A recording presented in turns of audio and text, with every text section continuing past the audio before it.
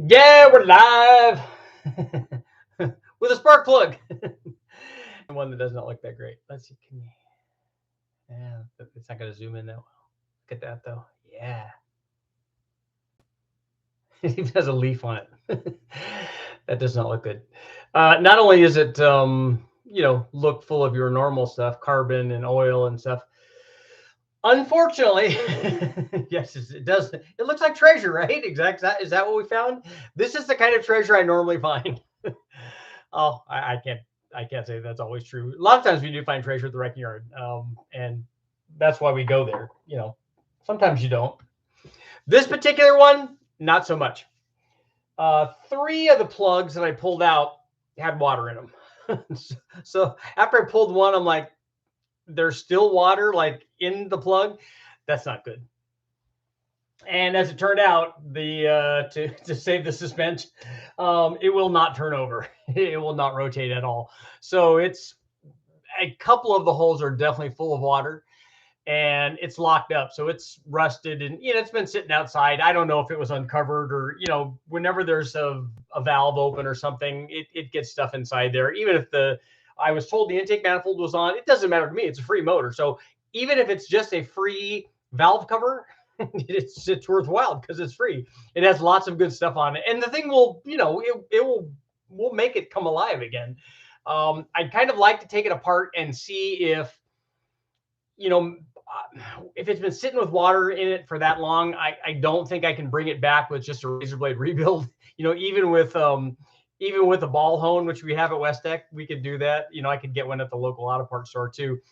I don't know that that's possible because I haven't looked inside. I brought some back like that where we've scraped off the rust and made it work, and it does work, and you can bring them back and actually make them run. And I've run them in looking at the cylinder walls. I've run them in conditions that most people would not run them, and yet it works. And not only did it work, and if you gauge it by the power output, a lot of them work surprisingly well. I'm actually surprised because when you put them together, like back together like that, you don't expect much. If it's down 20 or 30 or 40 horsepower, or whatever, you're like, hey, I can expect that. And if it smokes like a freight train, you're like, okay, well, I tried, and we did what we could.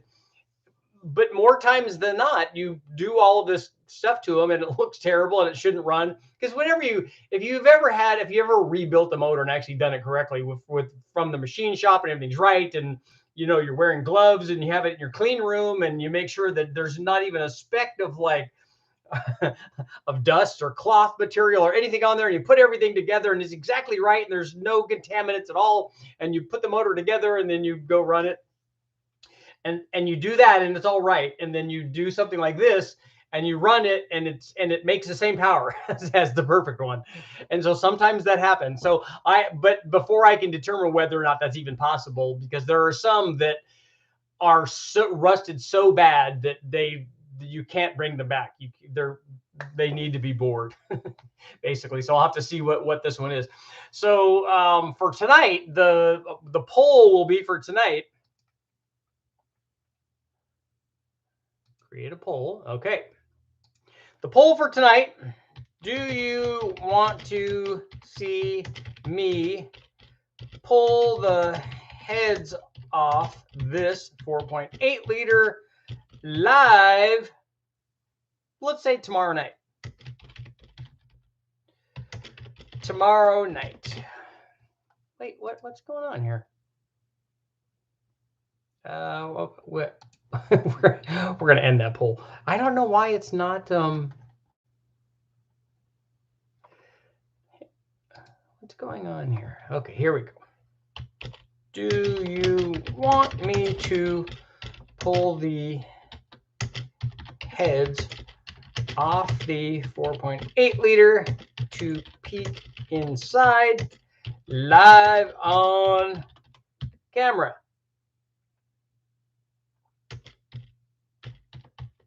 Tuesday night. Okay, here's the poll. Do you want me to pull the heads off of the 4.8 liter to peek inside to see what's going on live on camera tomorrow night? So let me know we're going to ask the community and see what you guys think. Yes, and so this gives you an idea of what we might find. This is one of them. A couple of spark plugs were broken. I had high hopes when I was pulling the plugs out because they felt like they were plugs that hadn't ever been out. And these, that's a factory plug. I was hoping that maybe this is a situation where these plugs have never been out. So this thing had just run its whole life and was going to be great. And then when I saw water, I'm like, yeah, not so much. So I had to, I got out the old breaker bar and stuff and tried to, you know, get it to spin over, and no, so not so much. But sometimes that happens. But the cool thing is, like I said, it doesn't matter that it's, you know, they're all not runners, especially when you go pick one up from a guy that's giving you a free one, which is Todd is just totally awesome, by the way. Thank you very much. But we will make this run. The guys from Summit had contacted me and asked me about doing something with some of their Pro LS forward rotating assemblies and stuff. And so we might do something with that. They wanted me to put together a 4.8 that we could actually rev, because they want to do some stuff maybe with their cams where we run it to 7,500 or 8,000. So maybe this is a good opportunity. So we always look at things not as, oh no, the motor's broken. We look at this, oh, we could do something really cool with this. And there's always something cool to be done, because after all, it is an LS and it's the little one. This is the little 4.8. I now want to also get a 5.3 that we want to do some testing with. And I need to go down, when I go down to West Tech, one of the things I want to do is I would like to get another LS, a test motor that I can get, and a Junkyard LS, and then I want to run boost on it, and I want to run boost on it with the Brian Tooley Racing Truck Norris cam. So we want to demonstrate, yes, indeed, the not surprisingly, at least not for me, and not for, I'm sure, you guys watching, that it is indeed a turbo cam, because we know that they all are. If the stock one is, then all of them are, right? So I want to run that one and demonstrate what that one does under boost.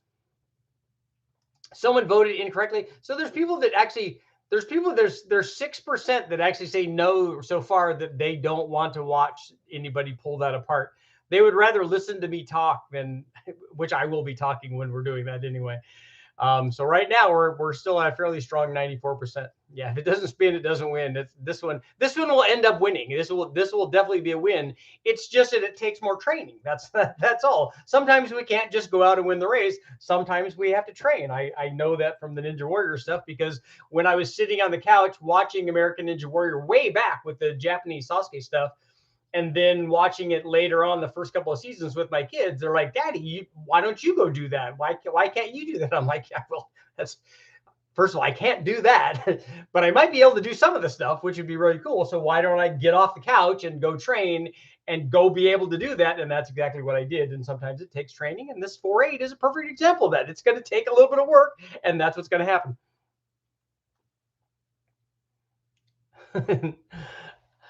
I ain't no punk. Todd, don't worry about that, man. No, I'm please. It's a free motor. I think it's awesome, and I can do a video on taking it apart, which is going to be very good. And we're going to figure out what we need to do to make it work.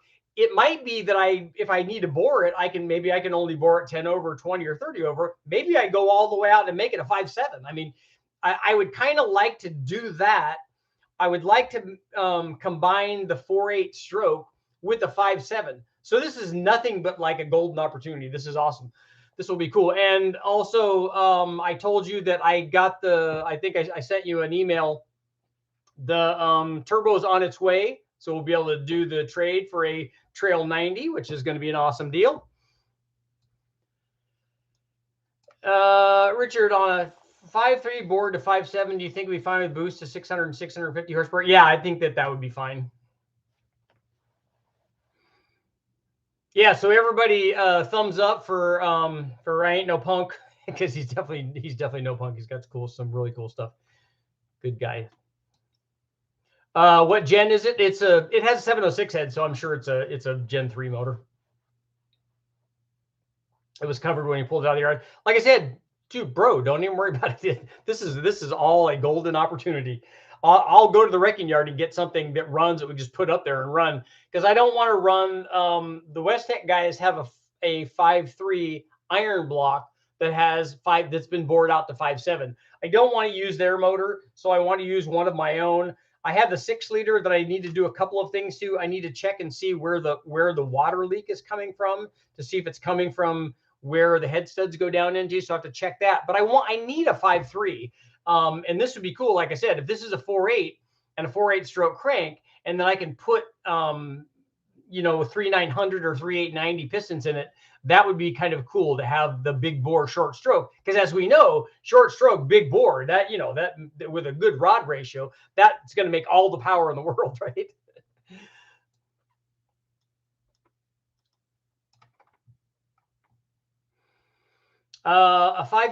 The Edgar Topete. I'm on the same boat. Want to bore out my LM7 to 5.7. Would it work well with boost? It will work well with boost, but honestly, if you're going to run boost, you don't need to bore it out. There's no reason to have the bigger motor. I mean, it can help boost response, but I would rather keep the cylinder wall thickness, because you can make whatever power you want with boost with a 5.3.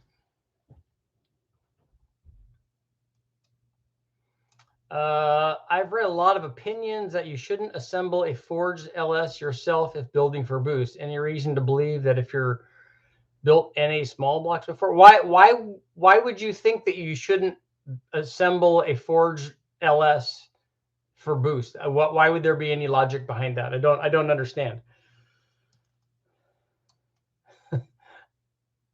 Sometimes chicken, sometimes feathers. How is the pole complete?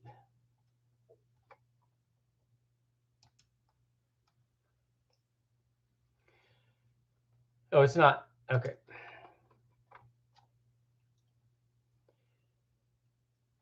If you can get a jet fuel works, you loosen them up. I think I'm going to have to do some chiseling away on some on some things to get it to work.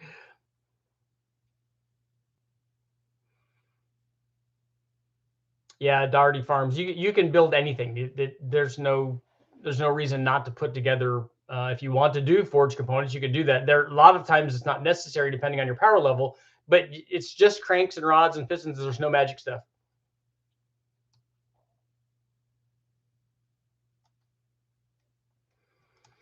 My 396 I just rebuilt was in the same shape. Cam went flat. I pulled it and sat in the garage for 2 years. Water got in it. I pulled the 2 cylinders, rusted. Yeah, it wouldn't spin. Yep.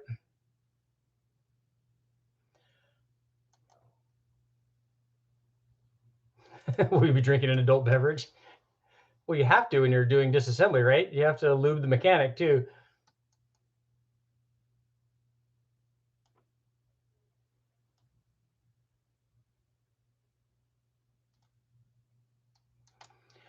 $100 says the rings are rusted to the bores, and overboard LS1 pistons would likely make for a good solution. Perfect as long as you get it for the Nova.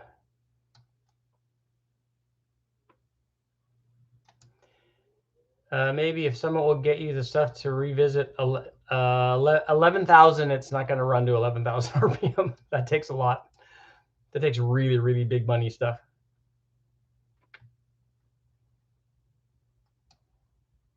Yes, yeah, any kind of lemonade's good. Force feed the truck Norris, you're in. Todd, that's appreciated, but definitely not necessary. I'm excited about coming up to let me know when the seat and stuff is ready for the Trail 90. I can't wait to take that thing out. I love those things. Factory cross hatching, the factory rust hatching. Don't pull it apart. Just run it. Soak the cylinders. I think we're gonna have some chunky style coming out of there. The 4.8 is not a runner. It was it's full of water and will not turn over. Here's one of the spark plugs. It was full of stuff. You voted no last night. I didn't remember what was the poll for last night. Oh, that it was not going to work. It's because of you. That's why. I have a bare LQ9 I could donate to blow up with a high RPM build. Well, you can't run the LQ9s at high RPM. You need the short stroke and the long rod ratio, right? Isn't that how that works? The heads are 706s right now.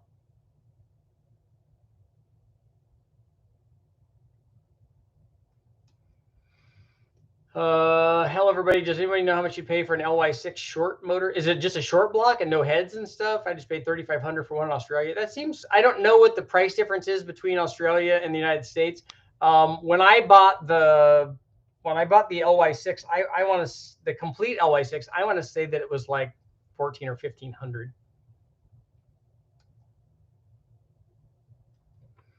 I've been wanting to use a 4/8 crank and a 6/0 block. Yeah, you use the 4/8 crank and rods, and then use the 6/0 pistons in it.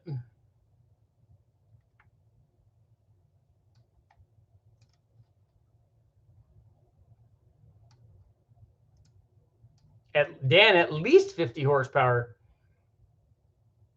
Big boost coming from the 4/8.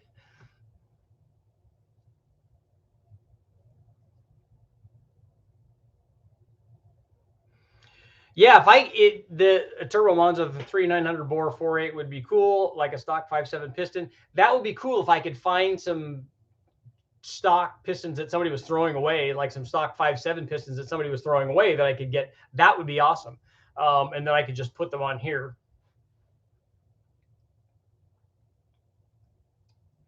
Yes, flip the pistons with a short stroke. That's definitely necessary. Bob, Richard, the LS7 lifter has 200 thousandths of travel. Okay, I measured today, just like the internet said. So what are regular LS lifters? I don't know. Does anybody have a stock LS lifter to measure? I don't have. Well, I have one in this motor that we can take out, I guess.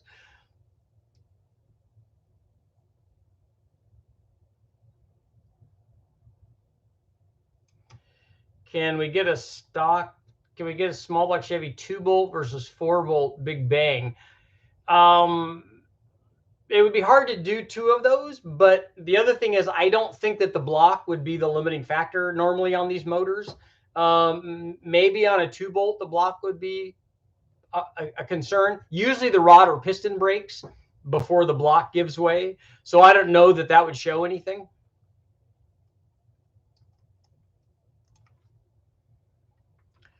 Does it matter whether it's a centrifugal blower or turbo as far as needing more ring gap?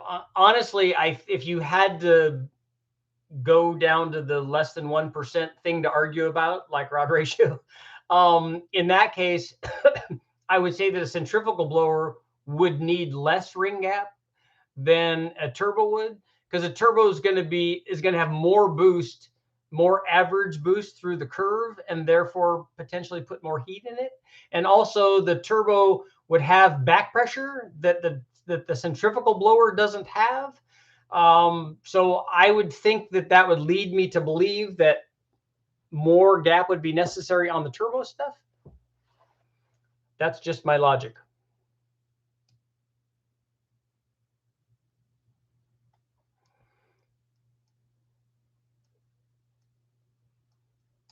People are saying that tolerances are too tight for the average person to build and get it to last.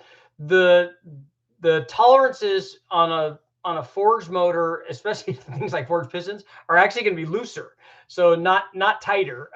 So that doesn't. You shouldn't listen to everything that you see online or on live feeds for that matter.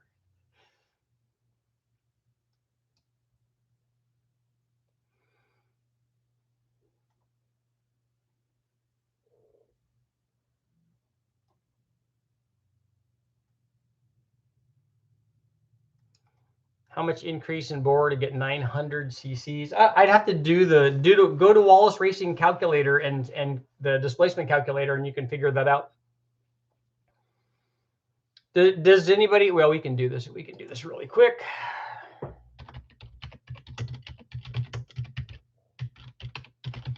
I'm gonna say that it's probably going to be in the 330 inch. Wallace Racing.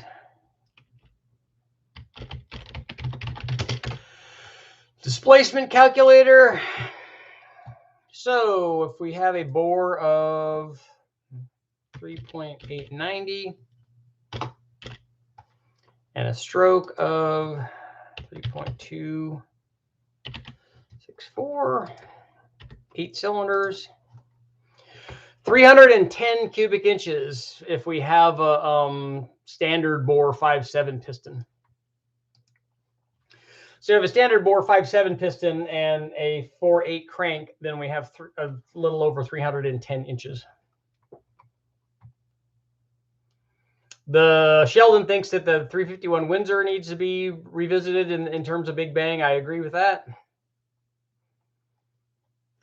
Turbo Monza, I'd love an LY6 or a 6-year short block so I can put stock LS3 heads on it. Those are good. Found an LQ4 in the junkyard. Nice. Yeah, I don't know if it's full of water, but the spark plug still had water in it, so it was enough.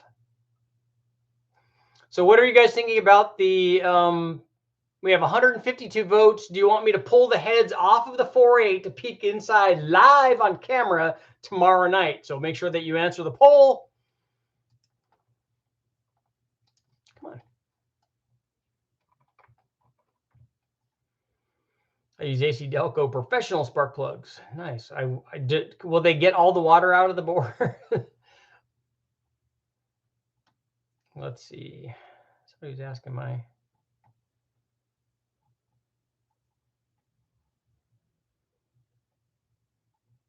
Wow, I'm way behind here. What are your thoughts on horsepower numbers on LQ4 with 862 heads and a 234, 247 cam? Will that cam fit a stock piston to valve clearance, or do you have ones that have valve reliefs in it? Do an L96, please. Have turbos. Don't BS me. Build stuff.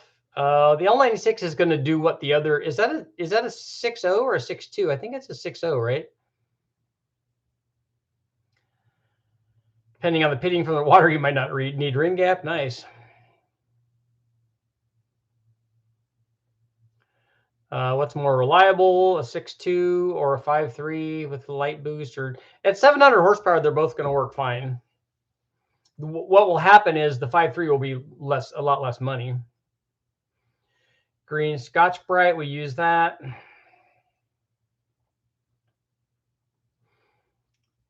Remove the rust, hit it with a 3-finger square hone and clean it up, and then reassemble it like someone would in the garage. Do an early LS1, have the same connecting rods as the LM7. I think that they do. How much can you bore a 4.8? You can go to, we normally go to 3.905, but I've heard people going to 4-inch. So you'd make it into a 6.0 block with the 4.8 crank already just by boring the 4.8. That might also be another interesting thing to do. Put 6.0 pistons in it, because I have a set of those.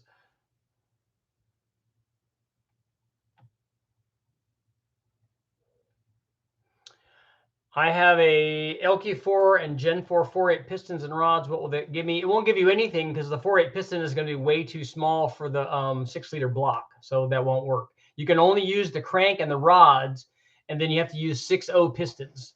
And that will give you the motor that we've been talking about.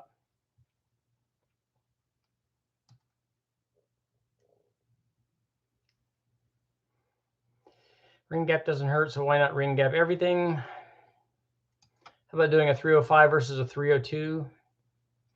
The problem with that is you can't run the same heads on them. How do you know how much power stock pistons and rods can take on a 4-stroke motorcycle? I don't have the answer to that. The piston and the rod design are going to determine that, and then testing.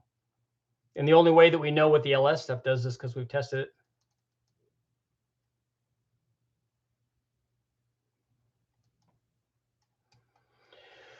Yeah, you can run LS2. You can run any of the 6-liter pistons in an LQ4. You can run an LS2. You can run any of the different variants, an LQ4, an LQ9, LY6, all of that stuff. Should Big Bang a tiny engine like a B16? I did one of those, but we did it without ring gap.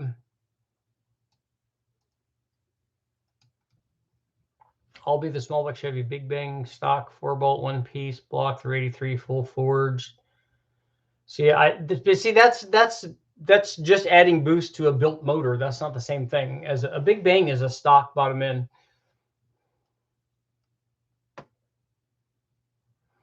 My K5 has a 2-bolt. Is it just myth like so many things out there? Your 2-bolt motor will make lots of power.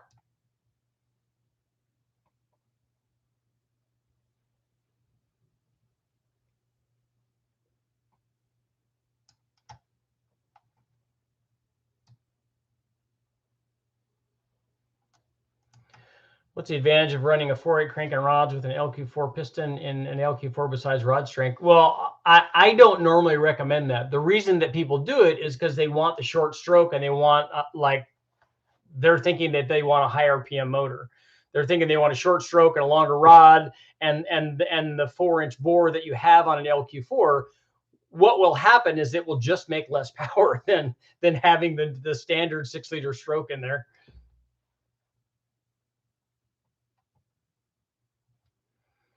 Aren't there big cubic inch inline sixes? Yeah, they have the 300 Ford inline 6-cylinder, and a lot of people, and Freiberger covered this because they have a car or a truck or something that has one of those 6-cylinders in it that they've been driving around, and a lot of guys will say, yeah, you got the inline 6-cylinder because it's so torquey. No, it doesn't make any more torque than a V8 does. It's not inherent in an inline 6-cylinder. That's displacement and head flow and cam timing and stuff.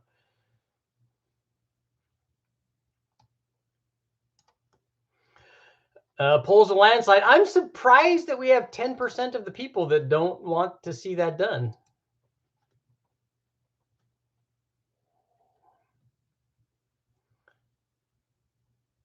Tricks for highest revving LS, like 8,000 RPM requires the right camshaft. It requires the stable kind of lobe. So a lot has to go into design of the camshaft to make the valve train stable up there. You have to have the right spring rate, obviously. Lightweight stuff helps. Lightweight valves go a long way. It's what it is money.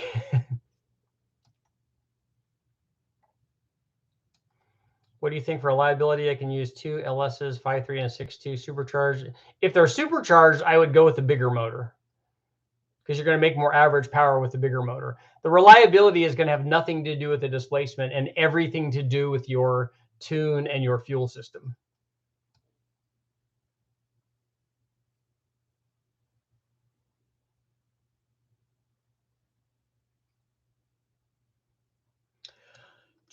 I don't know where the 4.8 was outside, but it was covered. But again, that's not. I don't care. I don't care if it was full of water.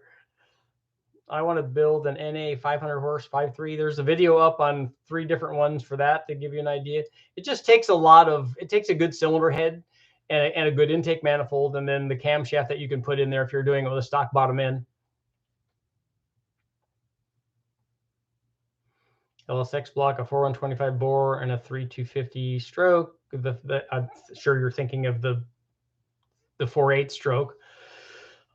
Big power, high RPM. It doesn't mean big power, high RPM. What that means is that combination would make more than a regular 4.8 because it's bigger.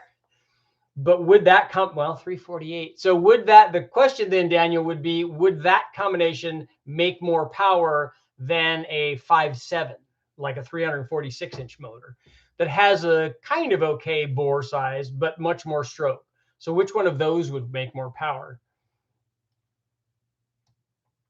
If the head was the same and the compression was the same and the cam was the same and the intake was the same.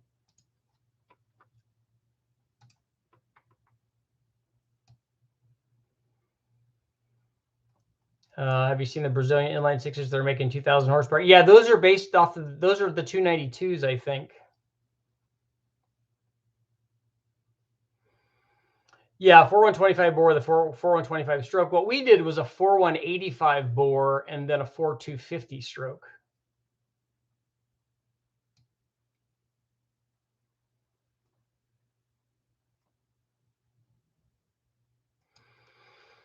And if you're trying to run lots of RPM, one of the other things I didn't mention is short travel lifters are normally what they run.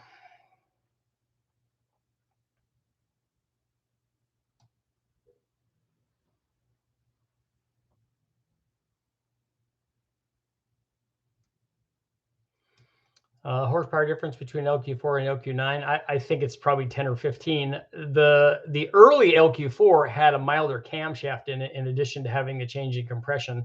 But I think that the later ones switched over to the LQ9 cam.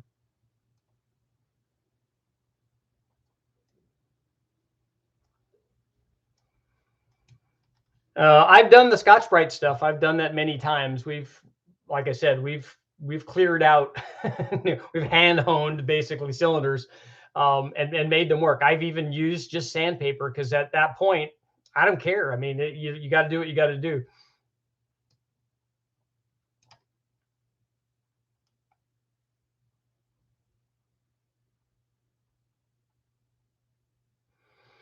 Richard, have so many Sonic. I did have a Sonic check one block to see if we could go to. We were checking to see if we could go. I think the one that I was having them look at was to find out if a 6-liter block, if we could go to 4065 or 4070 instead of 4030 like we normally go. And I was told no, but I'd like to see how safe that is. I think it's going to be less than 250, but we'll have to see. I'd like to try maybe the 4.8 and go to a 4-inch bore. I think that would be kind of cool.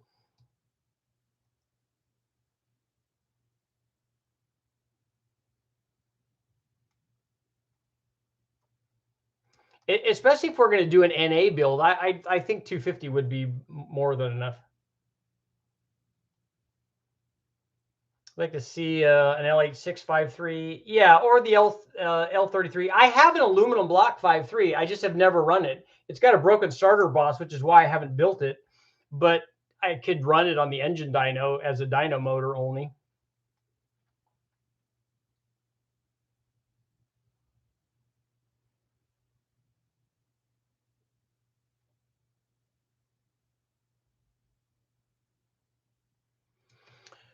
Richard meant a big bang for the block. You want to see what the block strength is?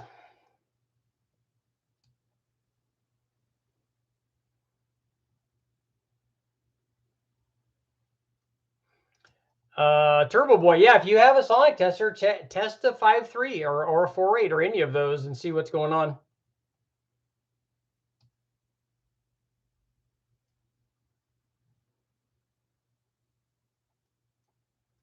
What's the highest RPM that a 4.8 can do? It's not going to be based on the 4.8. It's just the RPM, the maximum RPM of that motor is going to be a function of other things and that have nothing to do with the displacement. They have everything to do with valvetrain.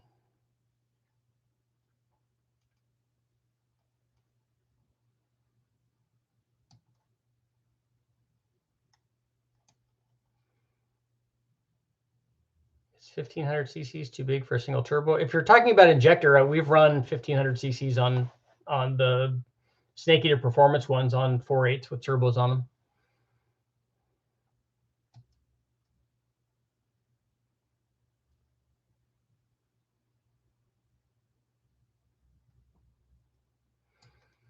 Yeah, it actually takes more than money. It takes knowledge. It's not just, that's why everybody says, yeah, build all motor stuff. That's a real motor. That's what real engine builders do. You know, adding boost is easy. I guess there's an argument to be made there, but as you go up in engine speed, it becomes more and more difficult to get things to live. Any idea what kind of boost level you might need? O-rings added to your heads or block deck? If you're talking about an LS, it's higher than I've been. I don't know what that number is. And O-rings would probably beyond the ceiling limit of a factory block, and certainly a factory head. Because if you blow out an MLS gasket, maybe you lifted a factory head, or if you have an aftermarket head on there, and then if you're, you know, obviously you go to an aftermarket head and you go do a 6-bolt block and all that. I guess maybe if you're trying to do 2,500 or 3,000 horsepower, something like that, but that's going to be beyond what we normally talk about putting together, or what I talk about putting together.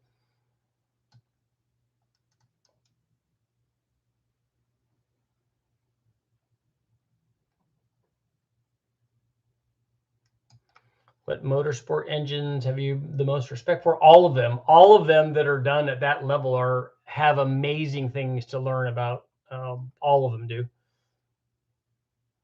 What's more fuel efficient? A 4.8 would be more fuel efficient than a 6.2. Do you plan on doing any more testing with a sloppy best cam? I still have it, so I can do some more things down the line probably.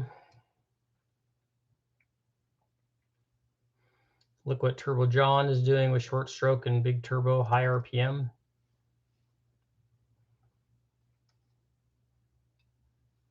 And and I understand what you're saying, but the comments like that though don't tell you that short stroke and high RPM and turbo power make more power than having a bigger displacement motor and doing those same things.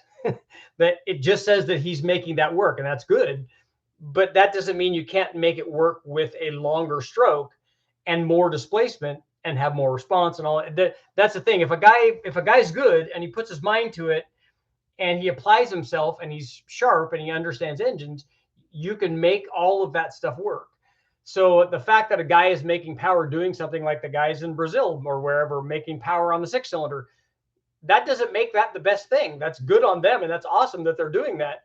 It's just that that's what they have to work with, and that's what they've spent their time on. Same thing with a turbo rotary. It's not the best motor ever because they make all this huge power with it. Or a 2JZ is they make, you know, legendary power because the block is ultra strong. None of that makes all of those amazing. If you look at Engine Masters, the competition is a really good example of that. Look at all of the different things that people have made that have applied themselves and made that kind of power with, because you know, in the end, it's just displacement and compression and then knowledge from the guy that's putting all that together. And you can make big power with lots of different combinations.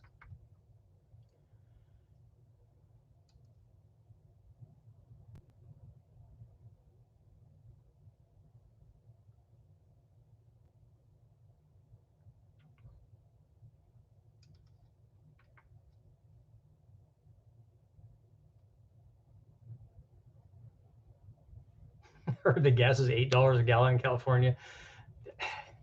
Don't believe what you read or see. I live there and it's not $8 a gallon. Let's see. I'm not sure what I'm going to do yet. I'm going to try to max the TPI out.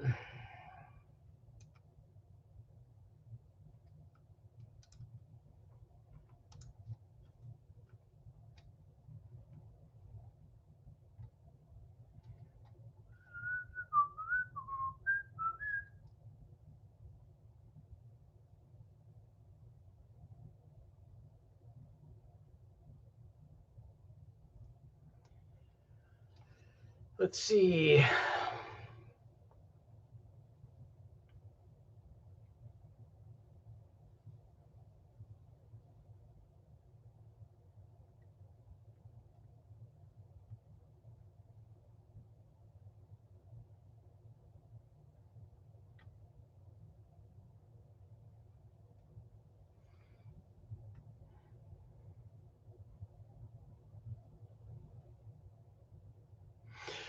It tells me he races no prep and doesn't need as much low end torque. That's why he's using the, I think that's a response to somebody talking about the short stroke deal. And again, that's the thing. If you have to take away a bunch of power or anyway, because you're not putting it down, which when guys get in the real high horsepower ranges, that's certainly a possibility.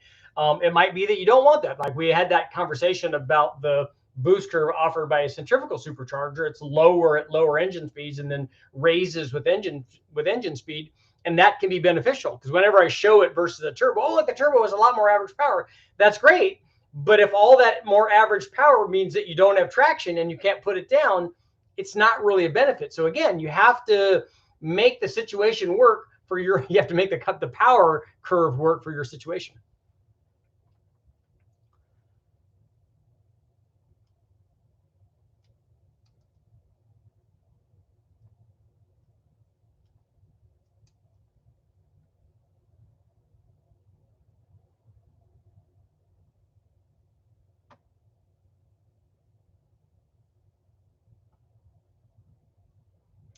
I CNC ported the heads of my small block Chevy and picked up good power, but peaks were at the same RPM. Okay, that's understandable. To get it to rev more, is it increasing the intake duration? Bigger cam the way to go? Well, you have to tell me a little bit more about your combination. If you have a dual plane manifold on it, that could be limiting it. If you have a mild camshaft on it, that could be limiting it. If you have a single pattern cam, that could be limiting it. If you have a small cam, even if it's a dual pattern cam, relative to the displacement, that could be limiting. Just let me know a little bit more about the combination and we could probably steer you in the right direction.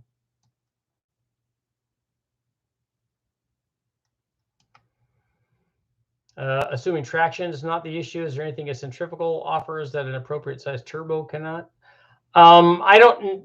A lot of guys don't like the packaging of a turbo. They don't like the heat of the turbo. So that's why centrifugals still exist.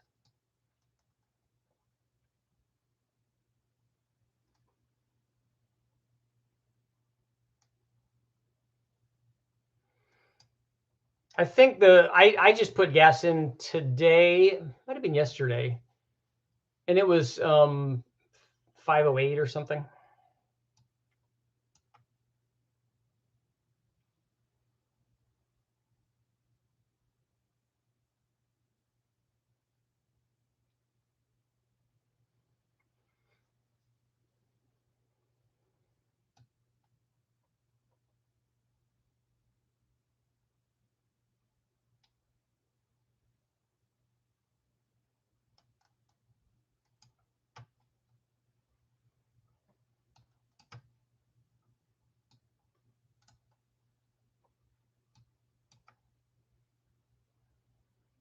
I've been I've been shy about turbos ever since I had a wastegate stick.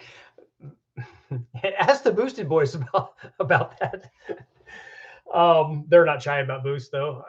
It can take you off your game. I remember when I had my Camaro when I was young, having the throttle stick open, and it's an eye-opening experience. But if you having the boost or the wastegate stick, especially if it sticks closed, then it skyrockets the boost and kills the motor.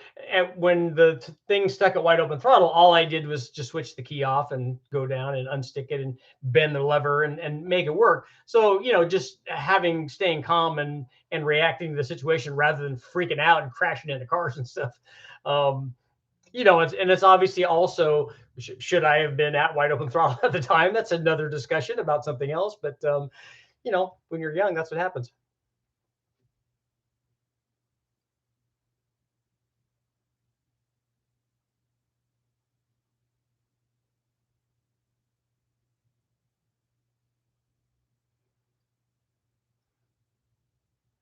When I first started turbocharging, I went through at least 5 short blocks. It's pretty easy to blow up stuff. When I first started doing the land speed stuff in the Honda, I hurt, I think 2 motors when we were doing it. We're trying to do it with I think I hurt 1 motor because I had too much timing in it. That's the upshot of all this discussion, is I had too much timing in it. But it kept making power on the dyno. So we basically had almost NA timing in it and legging the thing out at 200 miles an hour or whatever. It was not happy. Felt pretty spicy. It wanted to go right up until it said, hey, look, I'm going to melt all these pistons. This is going to be really fun. What happened more often than not is especially early on, is we would lose belts, and we would lose, the belt would slip and stuff. And that was kind of a pain, but we eventually figured that out.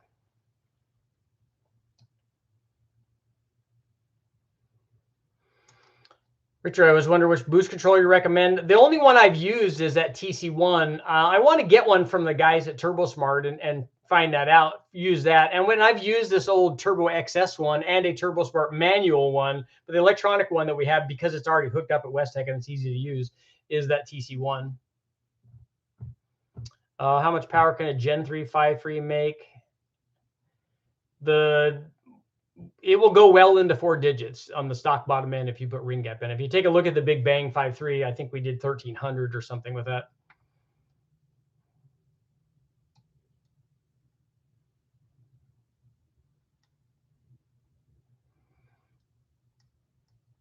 Is there any way to calculate how much extra boost you need to add to a centrifugal supercharger in comparison to a turbocharger to overcome the parasitic loss? Talking about an S-trim Vortec. Yes, but you have to change it at different engine speeds, because your boost is going to change at different engine speeds. And so the amount of the parasitic loss is actually going to increase with engine speed on the centrifugal blower.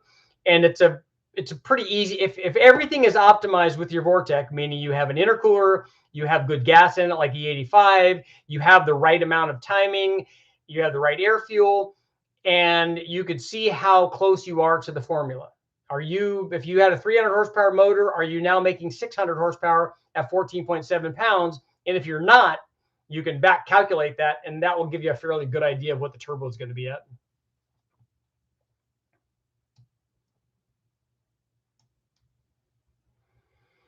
Mexico's in the house. Remember the Stanley steamer, yes.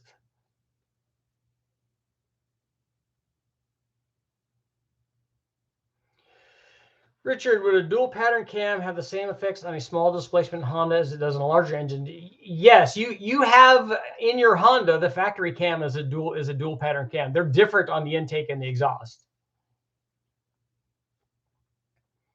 But on a 4-valve motor, they tend to have more intake duration and lift sometimes than they do exhaust on a 4-valve.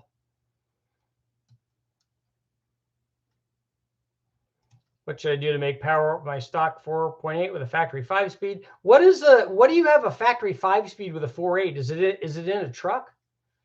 Because that's kind of cool. But headers work, a tune works, camshaft and springs are obviously the big thing.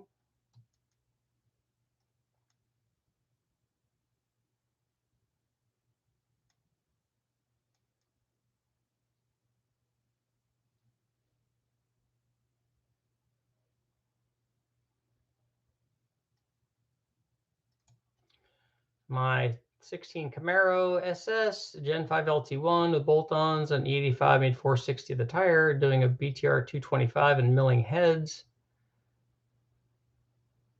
0.04 peak power was, I don't know what 0.04 peak power means. 5700, where do you think it'll rev to? Any guesses on the power gain? That camshaft should add a lot.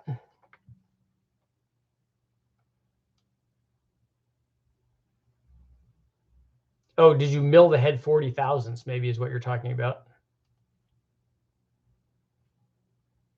Make sure that you have piston to valve clearance too with that camshaft and milling the head.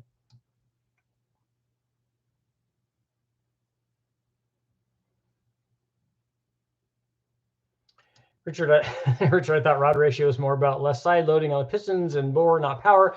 But if you're reducing the side loading, then wouldn't you be increasing the power? I'm thinking it's like a bicycle, long cranks and short legs, rear sprockets, lock solid, shoes, loose pedals, or really short cranks. Four-wheel drive with the turbo changes everything. The thing is, on the street, having traction like that can surprise a lot of people with not a lot of power. I remember when I did that fastest cars thing with Chad for TV, he was racing in the wagon and had a lot of power because I helped him with the Procharger deal in that 400, and it made good power. The little Honda that was there didn't make a lot of power, but it went really well. It got off the line really well. And the 4-wheel drive stuff is, and they're light and they're 4-wheel drive, and so they hook up really good.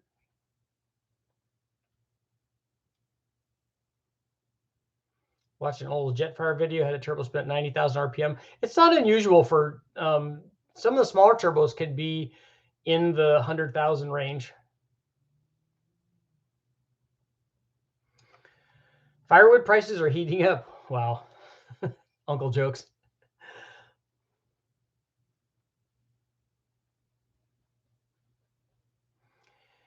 The rings and blow-by, no 353s have 100,000 miles on them. They burn 2 to 3 quarts in between oil change. 2 to 3 quarts is like getting ready to run out of oil.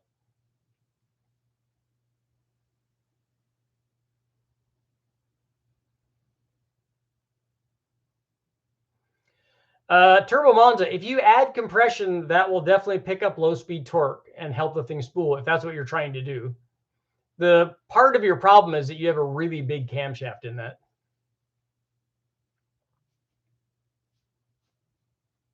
Hugh's out. How much is abalone?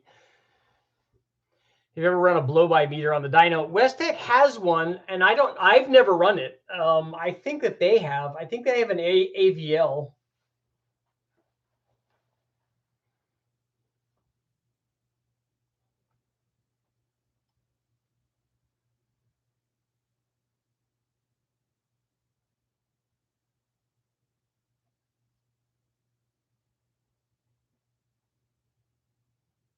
How long do you expect a set of spark plugs to last with a cammed LS? Do they last as long as being stock applications? Yes, they should. If you take a look, this is probably the spark plug that came out of that motor. We've taken spark plugs out that had 100 or more thousand miles on them, and they still work. This one has a lot of gap. Let's see if you could see that gap. That's like all the gap. That would need to be gapped. That would need to be gaptized. They'll last a long time. And I like to gap them down.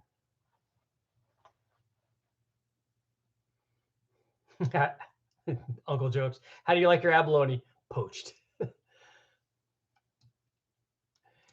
When you reinstall the heads, can you retorque the head bolts with the same tool at the same torque setting an hour later? Mark the bolt and see how it moves. You want me to try that to see if they change? Is that what you're talking about? We won't. Well, I probably will. If I put this motor back together, we probably will just retorque the factory ones. I might not even do that. Well, if I do it here, I won't do the angle torque. If I take it to Westec, I'll do the angle torque. Single cab short bed with a 4.8 and a factory 5-speed. Nice. Put something small like the torque cam would be good in the 4.8. Did you pull all the plugs out of the 4.8? I did. One of them was already out, and one of them was broke, and I pulled all the rest of them out.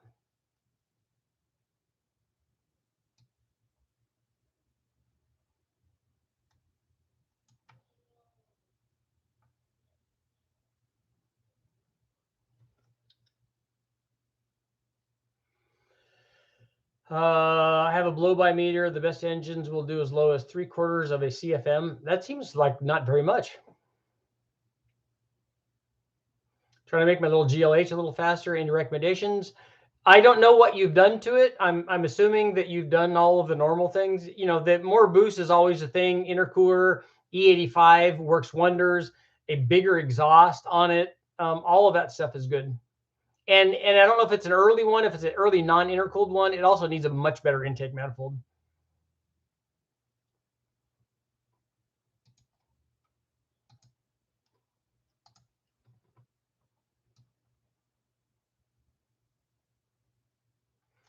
Are you thinking about an engine swap on your Fox body, or was it just a theoretical discussion? If so, could that be? Yeah, if it whatever I do to the Mustang, it will definitely be channel content. Is oil leak normal with high mileage? If it is with my truck. I already had to put a rear seal in it, a rear main seal, and it needs a front one too.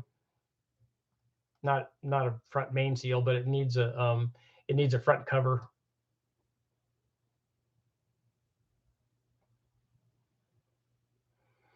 The thing about electric cars like the Tesla that I like the least is I don't like the fact that they don't have an opening in the nose. I like that as part of the design of cars that have radiators, and these don't have that. And they have a flattened section. It's just like, oh, there was going to be a hole here where air would go through the radiator for a regular engine. And so now we're just going to put this plastic cover plate over it. They could have made it look better, make it pointy or make it more aero or whatever, but I just don't like that part of it.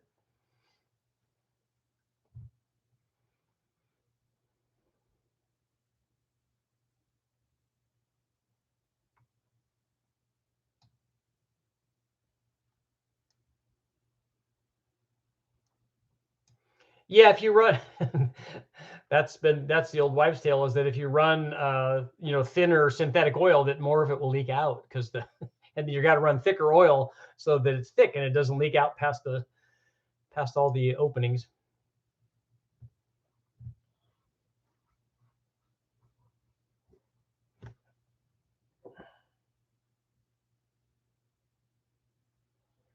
Yeah, there is a dot on the end of the spark plug.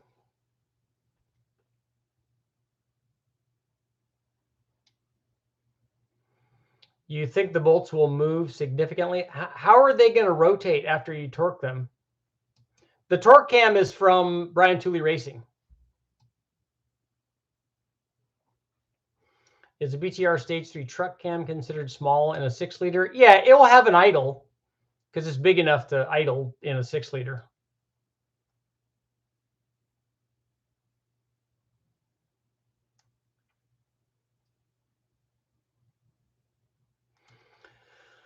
The torque cam is small. It's like 500 lift. It's a 202 duration, 111 degree lobe separation angle. I think if you talk to guys at Brian Tooley Racing and say, "Hey, I want to get a torque cam. I have a 4.8 and I want to get a torque cam," they'll say, "Yeah, okay, we're gonna hook you up." I'm gonna put heavy 26s on a cat eye single cab. Which cam would be the best for 53706? I think on a 5.3, I would go with the Truck Norris cam. What would you get the plugs at on a cam 6-liter? If it's not a turbo one, then I don't know, maybe in the mid 20s.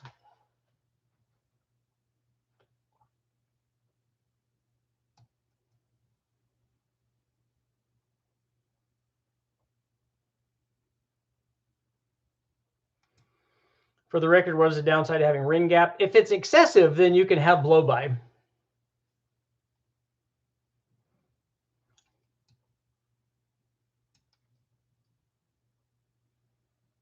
It does not turn over. So where are we at on our poll? 89% say yes, they want me to pull it off tomorrow, and 11% say no.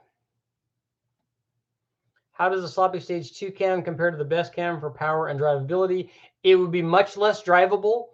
It would make a little more peak power and less power down low, is my suspicion. I haven't tested them back to back, but I have tested both of them independently on things, and I have a pretty good idea.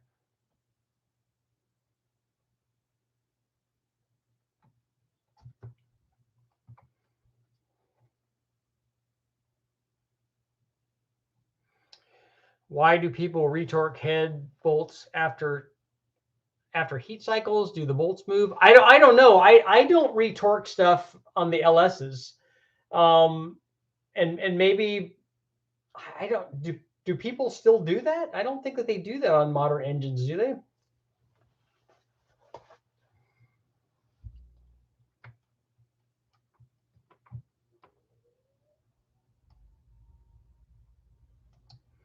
Yeah, I guess the consensus is if you have more gap, you just need to add more boost, right? Factory spark plug gap for the LS is 50. It could be. That looks like it's about, I don't know. That's a lot. I think that tip's pretty worn down. They're supposed to have more of a center electrode than that. But you don't get more from more plug gap. It might improve emissions a little bit, but it'll make things easier on your ignition system. I don't think you'll give up anything and you'll never have misfires.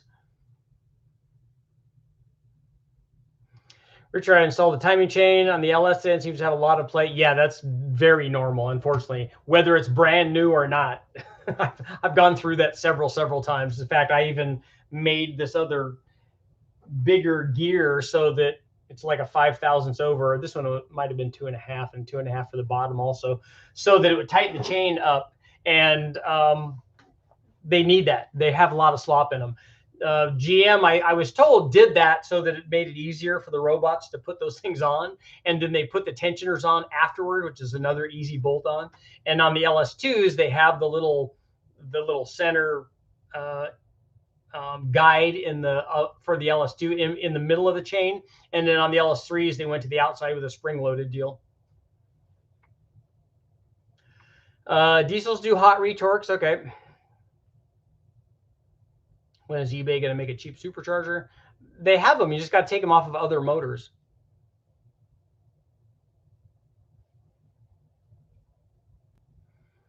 You always retorque after 2 heat cycles. Okay.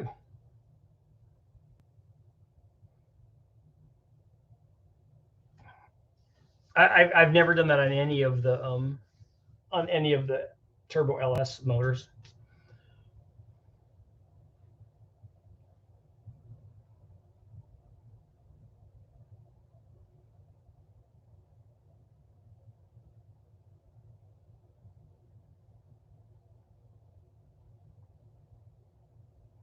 Heads are only torqued to 24 foot-pounds.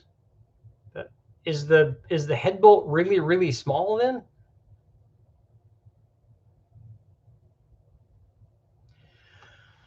A 4.8 LS sloppy stage 2 with a 778/75 is a dog down low. It definitely would be with that cam and that big a turbo. It would be soft. Sometimes we do things just to make ourselves feel better. That's okay too. The 4.8 is not alive.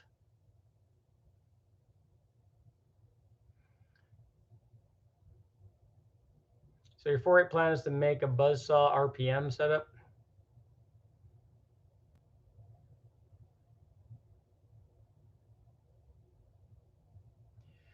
Richard, am I wrong thinking I need that much cam for a 1200 horsepower setup as my heads don't flow much? Thoughts on lower, smaller heads?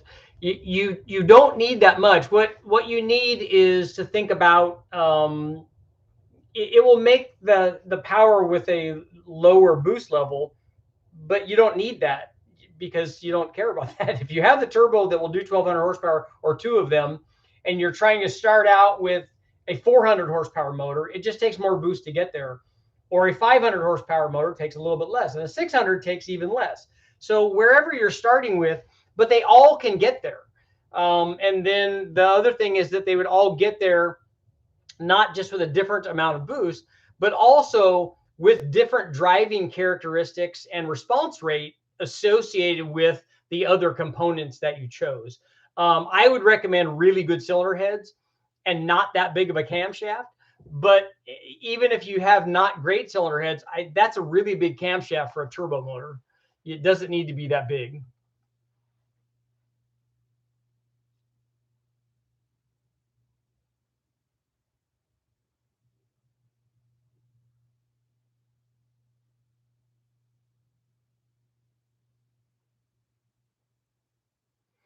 Always recheck the torque without loosening. So you're just checking to make sure that they click in the same spot.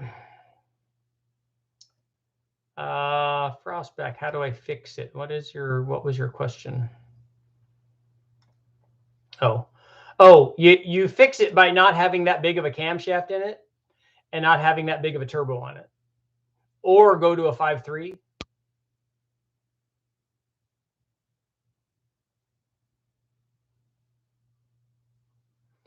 Richard, I've spent 10 hours looking up and down the intake and exhaust ports on these bare 60-degree Chevy V6 heads. I see how to port them. Well, if you know, go for it then.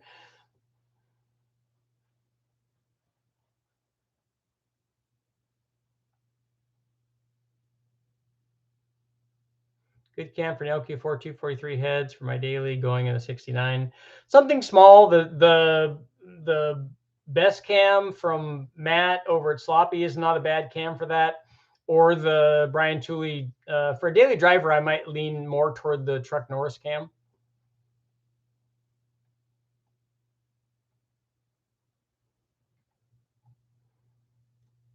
Yeah, the torque to yield stuff makes it a little bit more difficult. We've reused the factory bolts a lot. I reuse Honda stuff all the time. Probably shouldn't have, but hey.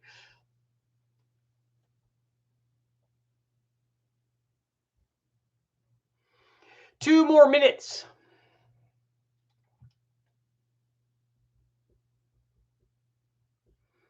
Well, it's okay for everybody's late because I was late too. So we'll call out our man. I kept going in the other direction here. Do you want me to pull the heads off of the 4.8 liter, look inside on camera tomorrow night? 88%. I was expecting it to be like 100, that everybody would want that. And 12% said no. So that's what happens when you ask a question is you get lots of different answers. That's how America is. That's what makes America great. 291 votes. Thank you guys all for voting. That's awesome. So we'll close that poll out and say that yes, people want that. I want the vast majority of people, and because this is a democracy, we want to make sure that happens. Reuse the factory head bolts and torque in sequence 35, 70, 90. BTR stage 4 truck cam is good with heads and pistons.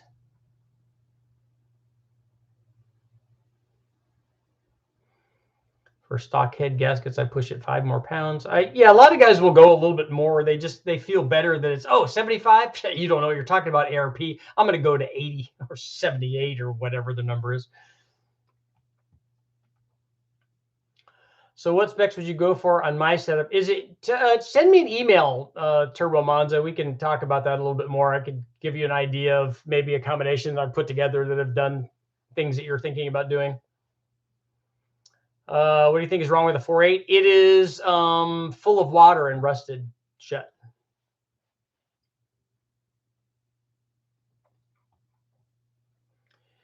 We're using 2.2 head bolts. I don't know. I'm hoping I can reuse them. I think I have. I might have ARPs for that. The Truck Norse is out of stock. What is the best cam for a 4.8 or a 5.3? It would well, those two would be different, right? Because they're different motors. Largest possible LT motor? I don't know.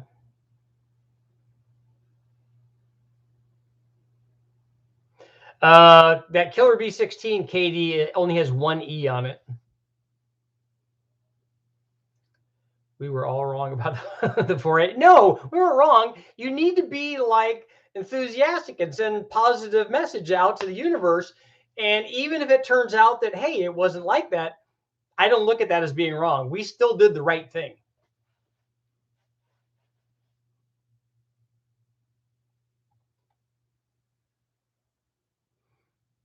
Can you weld up the 4200 head bolt?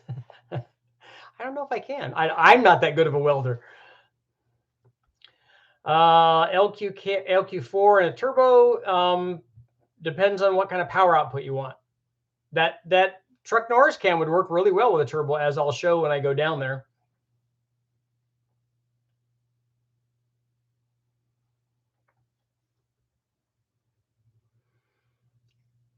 Block internals might be saved, although if the thing got really, really hot, you need to look at the pistons on it. And you need to make sure that the bores are still straight.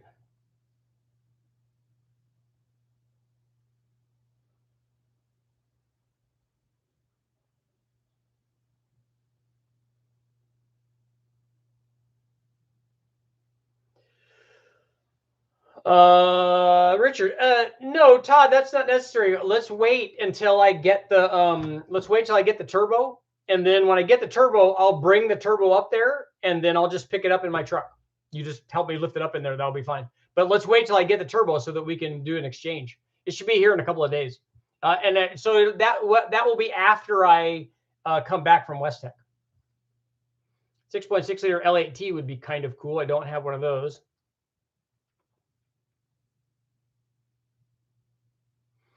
Brian, so you got a 459, 6 liter, 862, dual springs. That's going to be a good combination. The 4.8 is going to be some kind of mule motor, yeah. I'm going to ask I'll write myself a note here. I'm going to ask my machinist. He a lot of times has leftover pistons. So LNR 6.0 liter pistons. So I'll try to find out if he has 6 liter pistons, and then maybe, depending on what we find tomorrow night, how bad these bores are, I'll ask him to sonic check this thing and see if it can go out to a 6 liter piston. So it'll be a short stroke 6 liter. It'll be the D-stroke motor that everybody wants.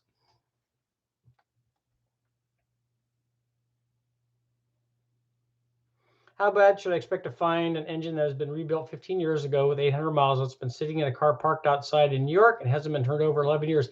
Actually, if the if the motor has a spark plugs, it's all sealed, and the hood's been closed the whole time, you could go out and spray starting fluid in. That thing may fire right up.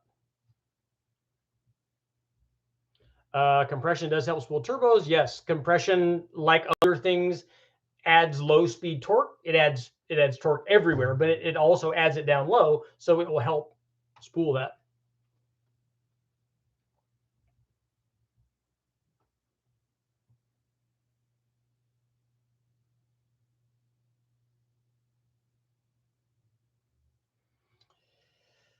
You have a 4.8 with a stage 2 Texas speed cam. That's good stuff. 212, 218. That's pretty good size for a 4.8. That's going to be less than 400, like at the flywheel, the way that we run it. Turbo Monza, we should run my setup on the dyno. Are you local somewhere here? Actually, what I want to do is I think I want to run Todd's LS2 on the dyno. Would the truck Norris be a better route on a stock 4.8? The truck Norris, for me, is maybe a little big on a 4.8. What lifters and push rods are you guys using on a cammed LQ4? Push rods, you can a lot of times get away with stock ones, and I use stock lifters on a lot of them too.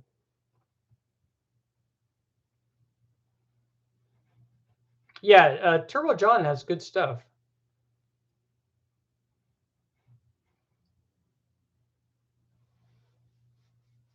How late is late? so Todd, you're liking that idea?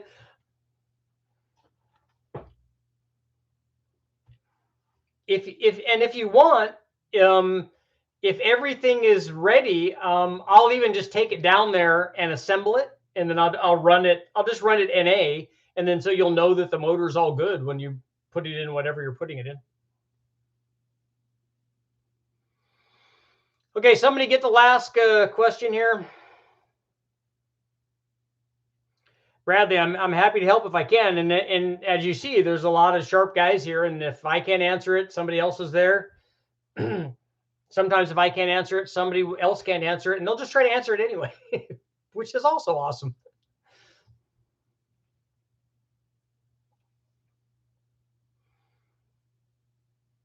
Okay, so your most catastrophic engine failures.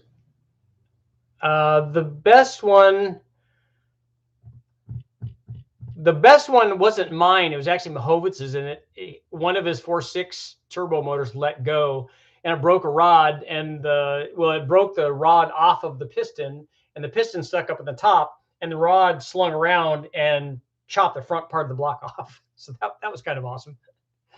The 6-liter Big Bang blew up some stuff too, but not nearly as catastrophic as that. That was awesome.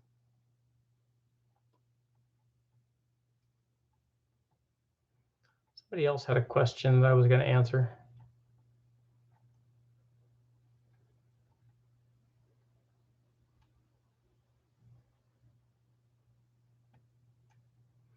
Levi, there's lots of LS3 videos up to show you how to make that kind of power.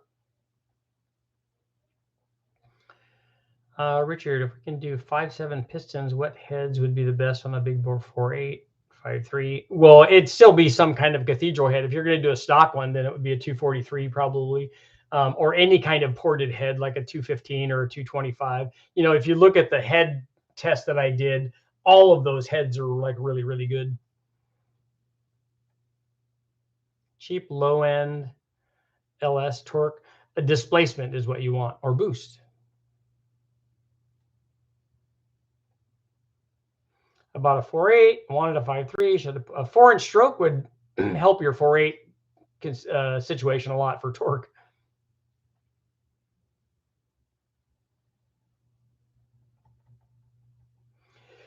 Bradley, I wouldn't recommend porting heads for a 4.8 because it has enough head flow to support most of what a 4.8 would do anyway. You could do minor porting yourself, but the 4.8, unless you're going to rev it really, really high and put an intake manifold on it and all that, it's just not going to take advantage of what any kind of ported head has to offer.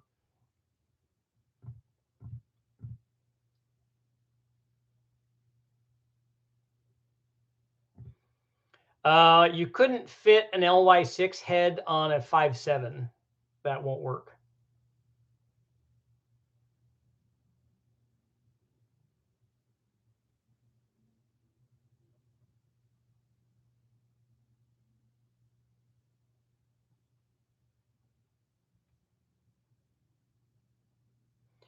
Uh, 3800 V6 supercharger on a V8. Yeah, that video is up. It didn't work. I just didn't spin it fast enough. And even if I did, it's not going to make very much power on a cammed 4.8 that I tested it on, because I mounted one on a Holley high ram. and it just doesn't have enough flow really to support the needs of that motor was already like a 400 horsepower 4.8 liter V8. So the blower has to be spinning really, really fast to be able to support even 400 horsepower, let alone to support more than that.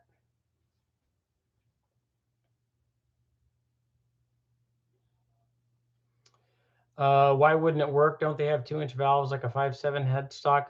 I thought you were asking about a rec port head, an LS3 head. An LS3 head won't go on a 5.7. The bore's too small. And an LS3 head has much bigger than a 2-inch valve. It has a 2-165.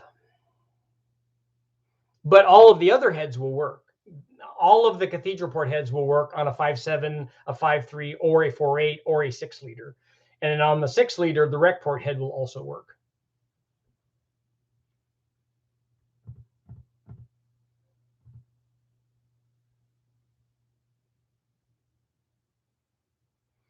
What would you say if I told you that an LQ4 can make 600 foot-pounds of torque at less than 3,000 RPM and still have a 6,000 RPM rev out? I don't know what that means, but it would mean that it has boost to me. That's what it would mean.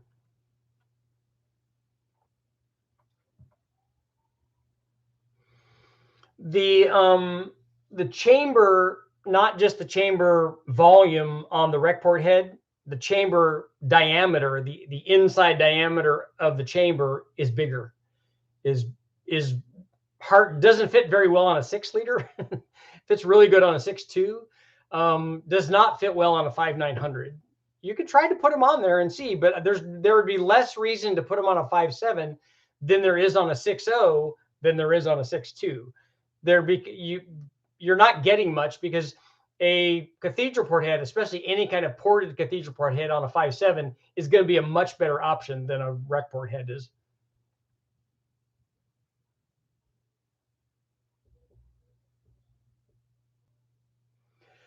A 317 head wouldn't be my choice for an NA 6 liter. It works well under boost. Not that it works better than other heads under boost. It's just that any head will work under boost.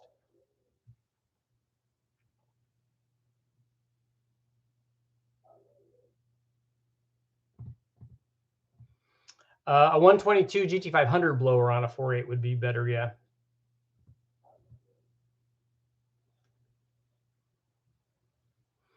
The 62 millimeter turbo is going to be kind of small on an LS3.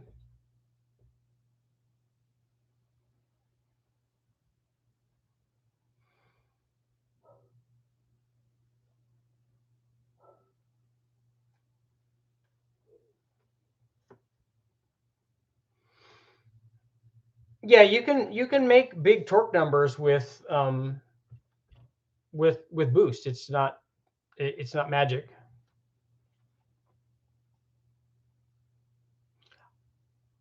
Yeah, the last question is always 10 minutes long. It always is.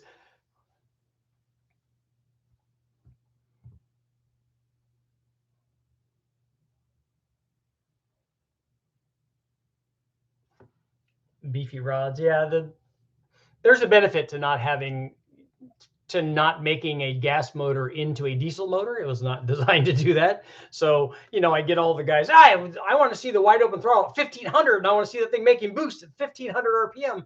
That's great. We'll go get a Cummins or something that is designed to do that, because this motor obviously is not designed to do that.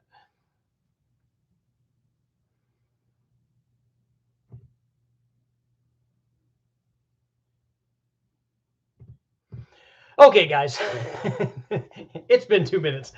I got to get going. And so I'll set everything up for tomorrow so that we'll be out by the Nova, or out, and I might even start early maybe. So we'll be, it's still not going to be able to be light. It won't be light at this time. No, it's pitch dark. So that might have to be in the garage or something. So I'll set something up so that we can go out there and take everything off and see, at least take one side off and see what's going on in that motor, and find out. We got to figure out what's how bad it looks, and then I'll be able to show you with the camera. So it'll be kind of cool. Thank you guys for showing up. I will see you all tomorrow.